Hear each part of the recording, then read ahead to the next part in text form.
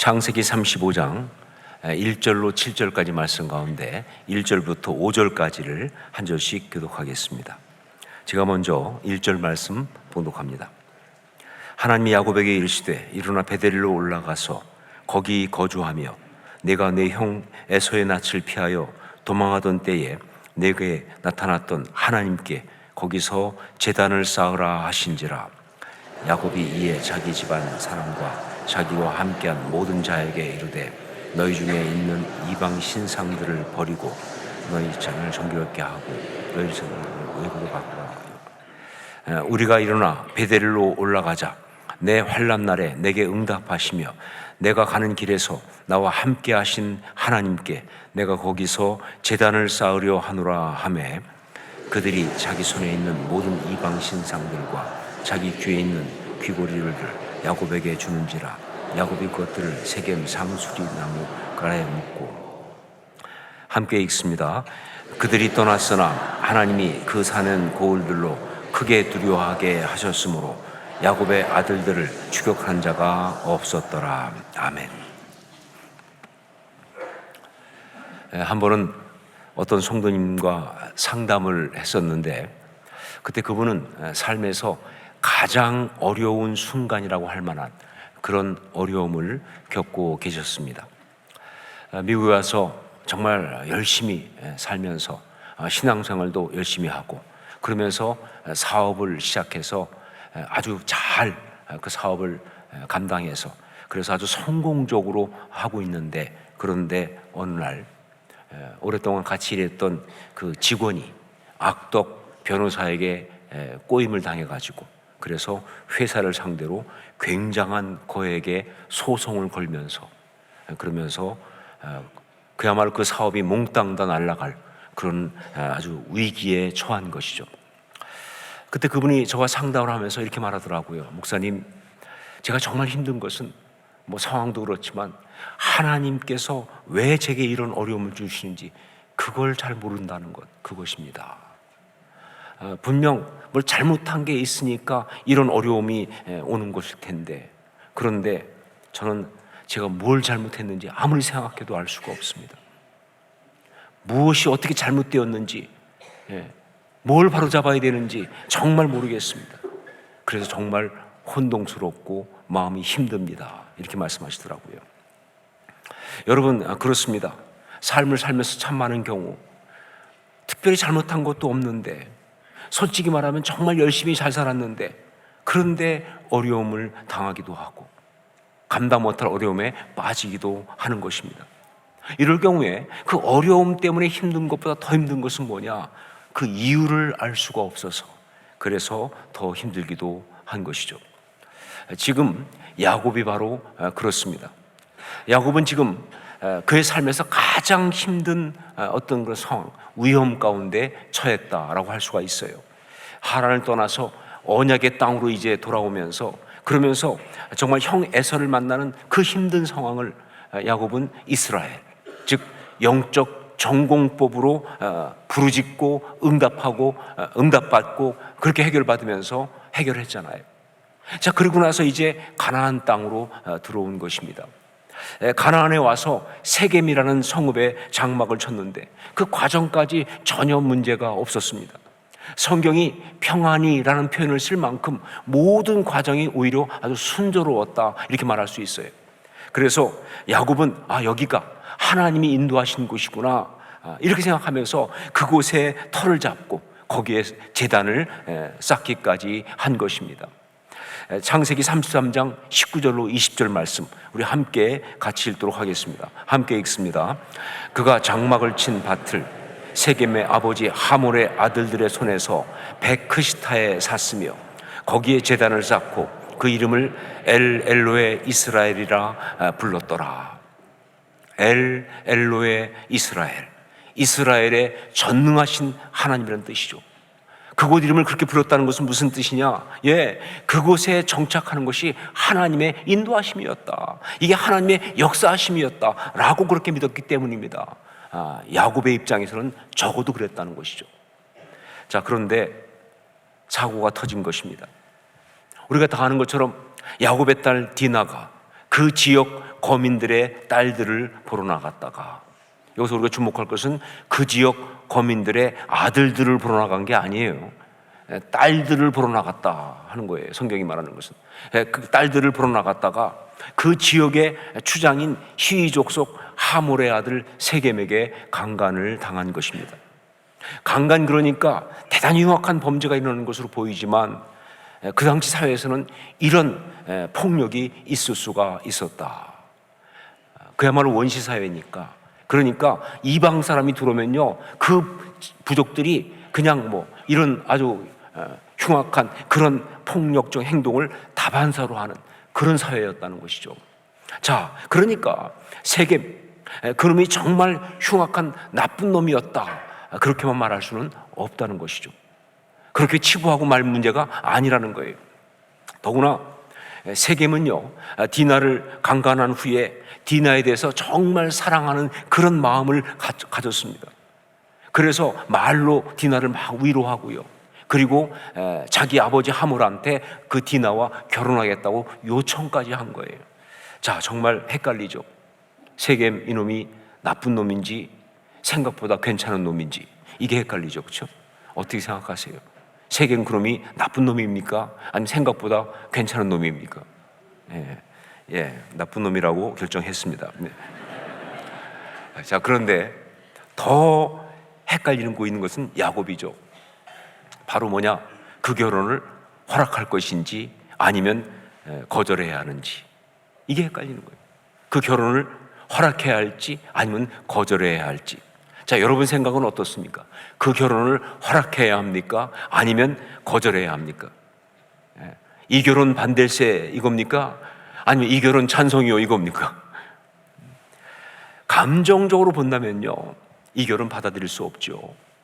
자신의 딸을 그런 식으로 강간하고 그러고 나서 결혼하겠다고 하는 것은요, 어떻게 해도 도저히 받을 수 없는, 참을 수 없는 모욕이 있기 때문에 이거는 절대로 허락할 수가 없어요.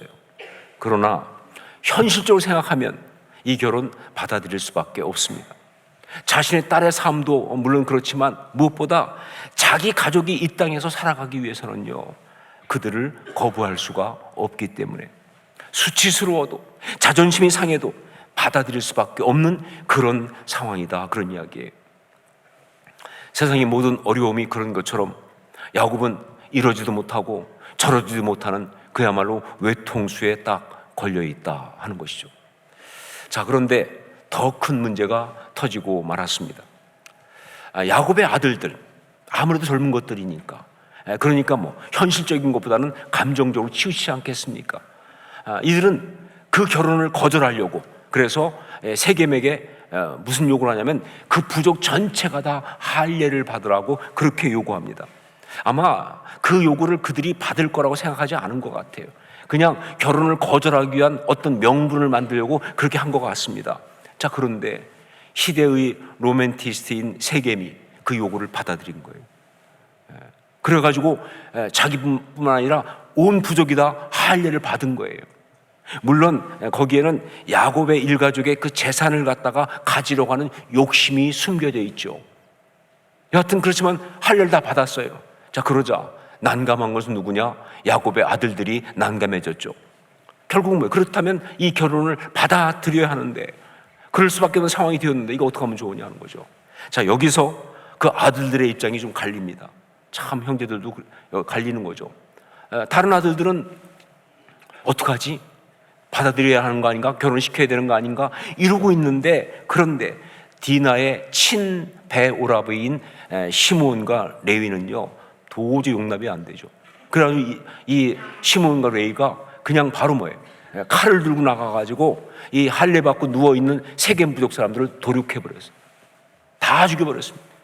그리고 그들의 모든 그 재물을 다 약탈했습니다. 그 당시에 모든 사람들이 하는 것처럼 말이죠. 어떻게 보면 대단히 선명하고 화끈한 그런 행동처럼 보이지만, 그러나 정말 어리석은 짓이었죠. 온통 주변이 다 가나안 족속 아닙니까? 그 가운데서 세겜 부족을 그렇게 명분도 없이 도륙을 하게 되면 자기들은 살아남을 방법이 없는 거예요. 정말 생각이 짧아도 너무 짧은, 어리석어도 너무 어리석은 그런 행동을 저지르고 만 것이죠. 이때 야곱의 그 답답하고 당황스럽고 절망적인 마음이 성경 창세기 34장 30절에 그대로 나오고 있습니다. 우리 창세기 34장 30절 말씀 함께 같이 읽겠습니다. 함께 읽습니다. 야곱이 시몬과 레위에게 이르되 너희가 내게 화를 끼쳐 나로 하여금 이 땅의 주민 곧 가나안 족속과 브리스 족속에게 악취를 내게 하였도다. 나는 수가 적은즉 그들이 모여 나를 치고 나를 죽이리니 그러면 나와 내 집이 멸망하리라. 상황이 너무 어렵습니다. 자, 그런데 이런 상황에 빠지기까지 야곱이 뭘 그렇게 잘못한 게 있느냐, 이게 문제죠. 솔직히 야곱이 뭘 잘못해서 이런 상황이 온 거 아니잖아요. 그냥 사고였지 않습니까? 그 사고도 딸 디나라든가 그 다음에 아들들이 뭘 크게 잘못해서 일어난 그런 사고가 아니에요. 물론 시몬과 레위가 칼로 세겜 부족을 도륙한 것은 어리석은 짓이었지만 그러나 솔직히 그것 말고 다른 해결 방법이 없었지 않습니까? 그래서 그 아들들이 그가 우리 누이를 창녀같이 대우함이 옳으니까 라고 따지고 들어왔을 때 야곱이 아무 말 못하잖아요. 대꾸도 못하잖아요. 자, 이런 난감하고 답답한 상황 속에 있는 야곱에게 하나님께서 말씀하십니다. 전 참 이 부분에서 우리 하나님이 너무너무 좋아요. 우리 하나님이 참 좋으신 것 중에 하나는 뭐냐? 이렇게 우리 하나님은 답을 주시는 분이라고 하는 거예요. 그것도 꼭 필요할 때. 여러분 믿으십니까? 우리 하나님은 꼭 필요할 때 답을 주시는 분이시다. 제가 말씀드렸죠? 우리 하나님은 problem solver, 즉 문제를 해결하시는 분이라고. problem solver, 문제를 해결하시는 분이라고.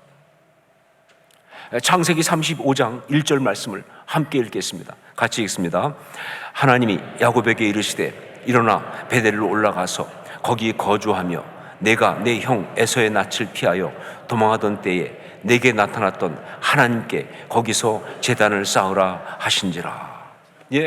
이런 어려움 가운데 있는 야곱에게 주신 우리 하나님의 처방은 바로 뭐였느냐? 베델로 올라가라, 이거였습니다. 자, 이것이 무슨 의미인가? 하나님 말씀하신 베델로 올라가라, 이 영적인 처방은 구체적으로 무엇을 말씀하시는 것인가? 이것을 잘 알기 위해서는요, 먼저 그 가운데 이 올라가라라는 그 단어에 주목할 필요가 있습니다. 올라가라, 이것은 히브리어로 하면 알라라는 말인데, 이 알라라는 말은요, 여기에서는 어떤 뜻이냐? 바로 순례를 하는 것을 말하고 있어요. 순례를 하라, 순례를 가라. 시편 24편 3절 보면 여호와의 산에 오를 자가 누구며 그의 거룩한 곳에 설 자가 누구인가 하는 말씀이 나오는데, 여호와의 산에 오를 자, 그게 알라인데 순례를 말하는 것, 순례를 하는 것. 자, 그렇습니다. 하나님은 지금 야곱에게 영적인 순례를 명하고 있는 거예요. 왜냐면요, 왜 그렇게 말씀하셨느냐? 이 모든 어려움이 사실은 야곱이 세겜 땅에 자리 잡고 정착하려고 했기 때문에 온 것이기에 그렇습니다.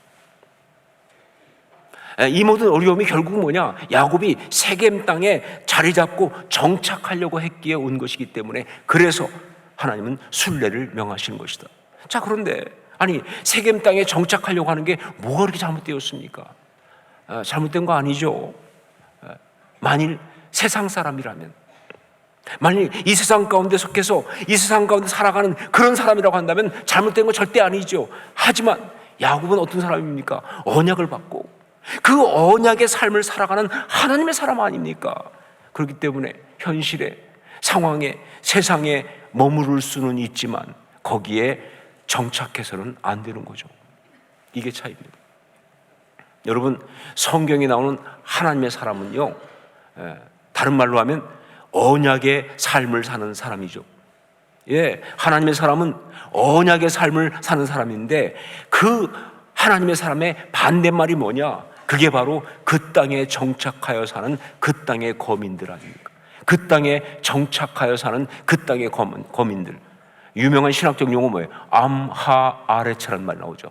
암하아레츠, 그 땅의 사람들. 이게 하나님의 사람들의 반대말이에요.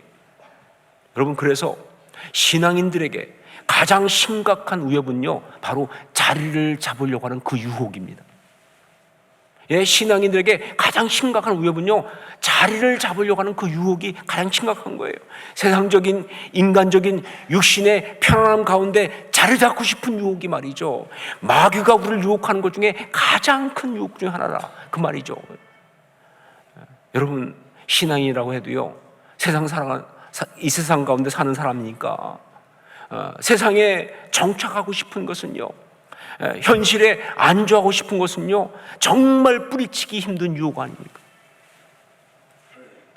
더군다나 이게 정말 무서운 게 뭐냐면요, 그 유혹에 넘어가서 그래서 자리를 잡고 있으면서도 본인은 정작 자기가 그런 줄도 모른다는 사실이에요. 이게 무서운 거예요.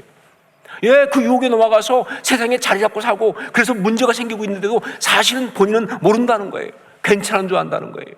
이게 무서운, 이 유혹이 무서운 거예요. 그래서 하나님은 야곱의 삶을 흔드신 겁니다. 자리 잡고 살아가라고 보려고 세겜 땅에서 땅까지 구입했잖아요.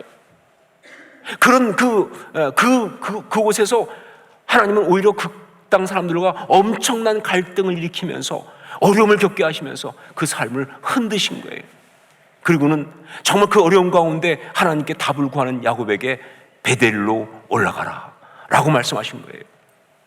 자, 그러면 이 구체적으로 베델로 올라가라, 이것은 어떤 영적인 행동을 의미하느냐?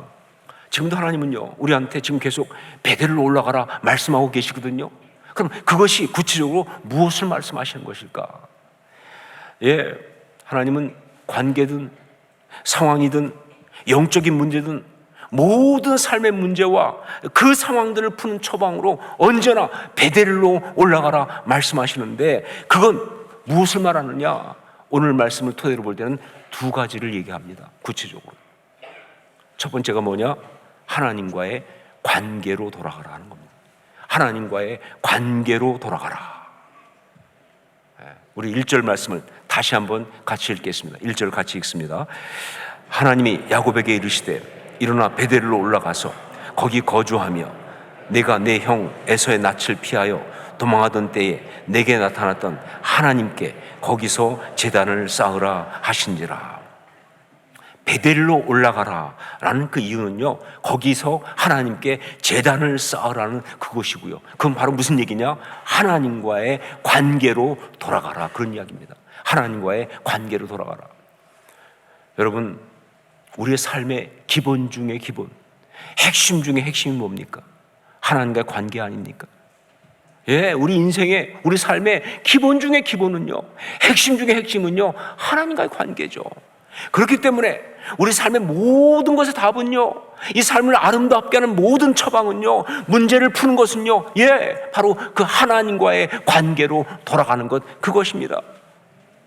왜냐하면요, 아주 많은 경우 우리 삶에 어떤 문제가 생겼다고 한다면, 그래서 하나님께서 우리 삶을 흔드시거나 우리를 깨우는 그런 상황이 되었다고 한다면요, 그것은요, 우리도 모르게 하나님과의 관계가 멀어져 있기 때문에, 나도 모르게 하나님과 관계가 흔들리고 있기 때문에 그래서 오는 것일 때가 많거든요. 제가 서두에 말씀드렸던 그 성도님의 경우 상담을 쭉 하다가 그가 스스로 깨달은 것이, 그래서 저한테 말한 것이 이겁니다. 자기가 자기도 모르게 열심히 막 살고 또 사업을 하는데 잘 되고 그러니까 막 그걸 하면서 자기도 모르게 어떤 생각이 들었냐면, 이 사업 그리고 자기의 삶, 이 모든 것이 하나님 없이도 내 힘으로 될 수 있을 것 같은 생각이 들었다는 거예요. 어느 순간부터 이 삶을 살아가는 데 있어서, 이 사업하는 데 있어서 하나님의 도움이 그리 필요하지 않다, 내 힘으로 할 수 있다 하는 생각이 들었다는 거예요. 그걸 보여주는 반증이 뭐냐? 자기가 신앙생활 열심히 나름대로 했는데, 기도 시간 거의 똑같이 갖고 있었는데, 그런데 그 내용이 완전히 달랐다고 고백하더라고요. 똑같이 기도하는 것처럼 보이지만 이전하고 비교할 수 없이 그 내용이 달라진 것이 뭐냐? 거기에 절박함이 없으니까, 거기에 간절함이 없으니까, 마음이 들어가 있지 않으니까, 형식만 남아있으니까. 그러니까 뭐예요? 자기 마음속에 있는 건 뭐야? 삶, 내가 사는 거예요. 사업도 내가 하는 거예요. 하나님 도움 크게 필요하지 않아요. 근데 여러분, 하나님 도움 없이 살 수 있는 인생이 있습니까? 하나님 도움 없이 할 수 있는 사업이 있나요? 작은 거 하나라도 하나님의 어떤 은혜 없이 우리가 할 수 있냐 그 말이에요. 이게 잘못됐으니까. 그래서 하나님이 자기를 흔드셨다는 것을 깨달은 거예요. 그 영성 회복하라고, 하나님 앞에 간절히 나가서 매달리는 그 영성 회복하라고 흔드셨다는 사실을 깨달았다 고백하면서, 그리고 나서 그 다음에 정말로 그런 하나님 앞에 나아가는, 하나님과 관계로 돌아가는 그런 결단을 하고 신앙생활을 하면서 놀랍게도 그렇게 막 어마어마하게 힘들 것 같던 그 소송 문제가 그냥 다 끝나버렸어요. 그래서 다 어려움이 지나가고 오히려 축복 가운데 설 수가 있었죠. 여러분, 그렇습니다.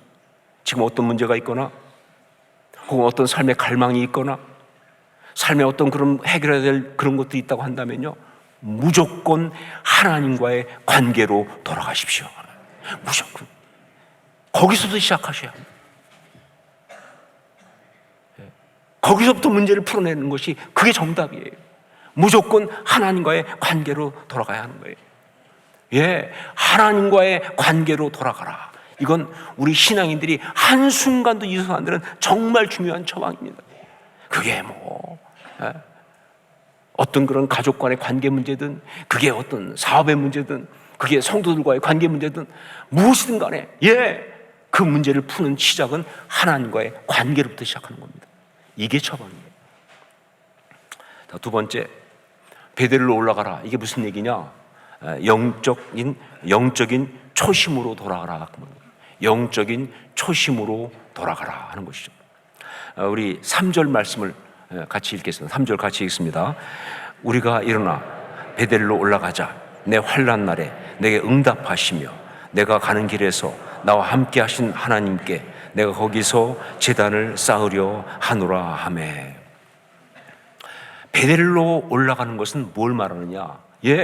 바로 지난날, 특히 그가 처음 정말 집을 떠나갈 때, 그때 그 베델에서 하나님께 받았던, 은혜 받았던 바로 그 마음으로 돌아가는 거예요. 그러니까 영적인 초심으로 돌아가는 것을 의미하는 것이다. 여러분, 세상에서도 그렇지만 특별히 신앙인들에게는요, 이 초심을 잃지 않는 것이 너무 중요합니다. 초심을 잃지 않는 것. 성경은요, 온통 그 얘기뿐이에요. 율법의 시작이 십계명 아닙니까? 그런데 십계명의 시작이 어떻게 되는 줄 아세요?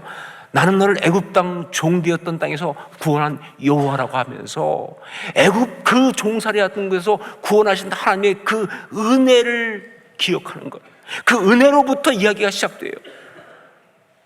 그리고 정말 성경 전체가 다 그 얘기뿐이죠. 그리고 마지막에 요한계시록 가면요, 에베소 교회에게 뭐라고 했습니까? 처음 사랑을 버렸다는 책망하면서까지. 성경은 온통 영적인 초심을 강조하고 있어요. 영적인 초심을 강조하고 있어요. 이게 제일 중요하니까. 이 시대에 제가 정말 존경하고 또 같은 목사인 것이 참 자랑스러운 그런 귀한 목사님들 가운데 한 분이 분당 우리 교회 이찬수 목사님이십니다. 저하고는 한 20년 정도 같이 교제하고 또 그 어떤 릴레이션십이 있는데, 그런데 그 20년 동안 한결같이 좋은 소식을 들려주세요. 보통 그쯤 되면 이런 소리 들을 수 있는데, 정말 그분은 그 20년 동안 한결같이 좋은 소식을 전해주시고, 그래서 얼마나 고마운지, 그리고 목사 입장에서 정말 굉장한 도전이 되는 그런 분이십니다. 자, 그런데 이찬수 목사님이 그렇게 한결같이, 아니 오히려 더 아름다울 수 있는 그 비결이 무엇일까 생각할 때 제가 떠오른 것이 한 10수년 전에 ANC에 이찬수 목사님 와서 집회할 때 나누었던 그 이야기가 떠오르더라고요. 그때 집회하면서 이찬수 목사님이 자기가 이제 그 분당 우리 교회를 처음 시작할 때, 그때 교회를 개척하면서 교회 이름을 무엇이라고 지을까 고민을 했다는 거예요. 그러면서 목사님은 이 초심을 지키는 게 중요하다고 생각해서 교회 이름을 초심교회라고 하려고 그랬어요. 초심교회. 그래서 이제 그 개척 멤버들한테 교회 이름을 초심교회로 하겠다 그랬더니 그 성도들이 다 뜻은 정말 좋은데, 그런데 느낌이 시골 다방 같다. 그러니까 그건 곤란하다. 그래가지고 그럼 뭐라고 할 거냐? 그래서 계속 고민한 게 우리 교회 이름을 뭘로 하지? 우리 교회 이름 뭘로 하자다가 그냥 우리 교회로 하자. 그래서 우리 교회가 됐다고 그러시더라고요. 전 그때 그 얘기를 들으면서 은혜 많이 받았습니다. 그리고 이찬수 목사님의 영성의 비밀이 거기 있다고 생각했어요. 초심. 그렇습니다. 우리가 살아가면서 삶의 어떤 문제나 어려움에 봉착했을 때, 특히 원하지도 않고 의도하지 않은 그런 모습으로 삶이 자꾸 흘러가기 시작할 때, 그때 그걸 바로잡을 수 있는, 그 문제를 풀 수 있는 또 하나의 비밀이 있다고 한다면 그것이 바로 영적 초심으로 돌아가는 겁니다. 영적 초심으로 돌아가는 것.